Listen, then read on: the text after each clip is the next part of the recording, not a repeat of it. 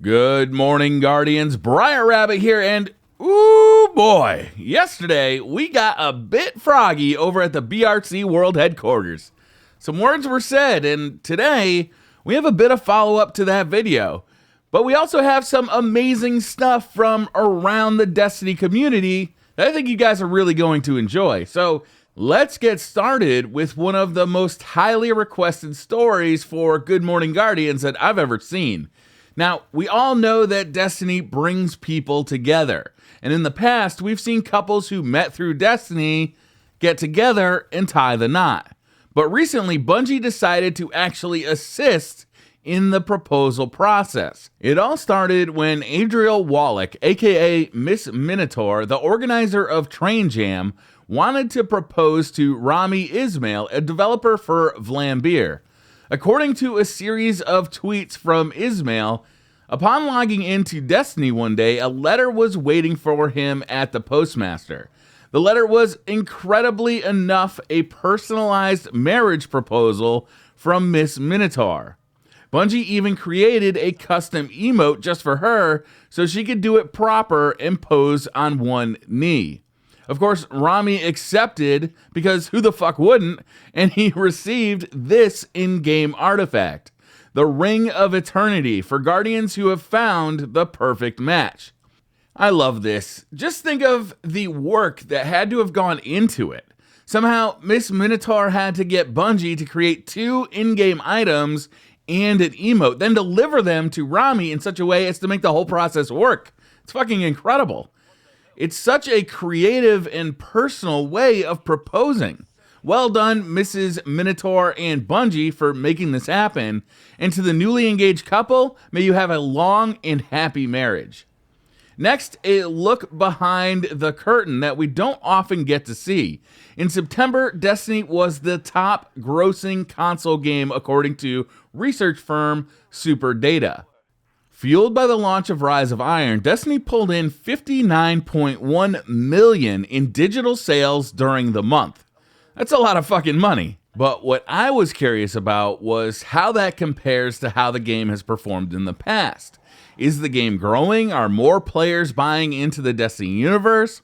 Or is the opposite true? And honestly, it's pretty difficult to figure this out. The problem is Bungie and Activision aren't sharing specific sales numbers, and no one research group is releasing their stats consistently enough to make a comparison. Well, not for free anyway. But we do know that Destiny Vanilla sold 6.3 million copies and made 47.5 million in its first month back in September of 2014.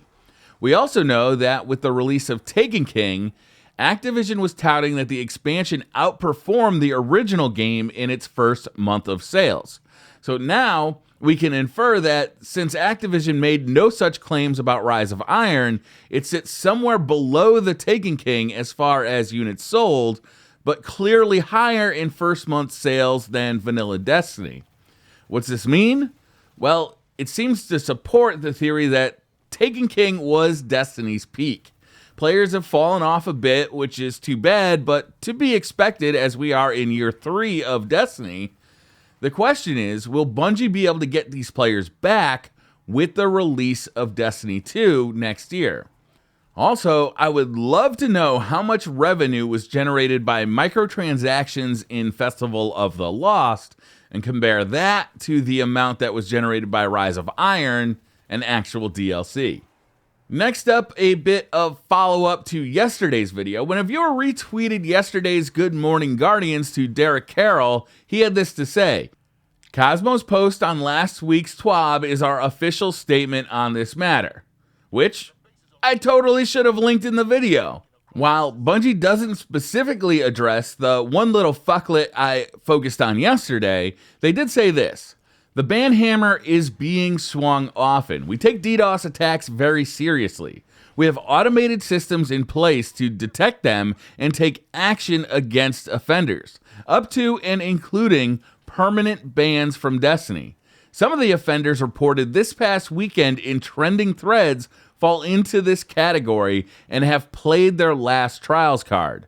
Your reports help us make sure these systems are catching everybody they should be, so please keep them coming. They also have links to how you can report players who are using these cheats against you. And this is good news, right? Sure. But the problem is that it's so fucking easy to get a DDoS tool and to use it to knock an opponent off the internet that there is probably no legitimate way to actually put an end to DDoS attacks in Destiny altogether.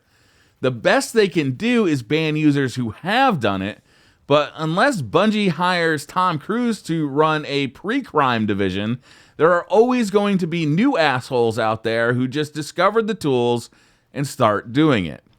The actual solution here is dedicated servers.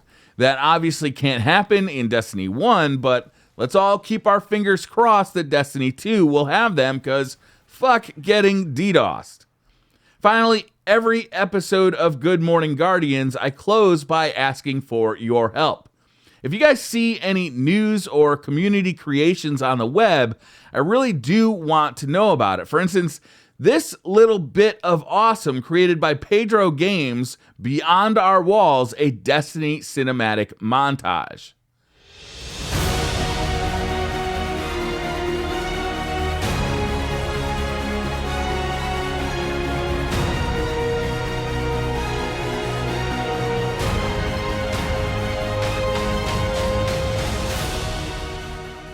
This video only has 69 views as of the recording of this video, and that's a damn shame because it's so entertaining.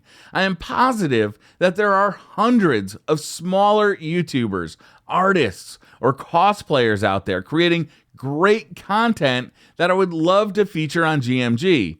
But I'm just one man, so I can't see everything. So please, if you see something that you think should get a shout out, tweet me a description and a link with the hashtag #GoodMorningGuardians. I would love to take a look. That's going to do it for today's video, guys. Thank you so much for watching. Hit that like button if you liked the video. Hit subscribe if you're new to the channel. And I'll see you guys tomorrow.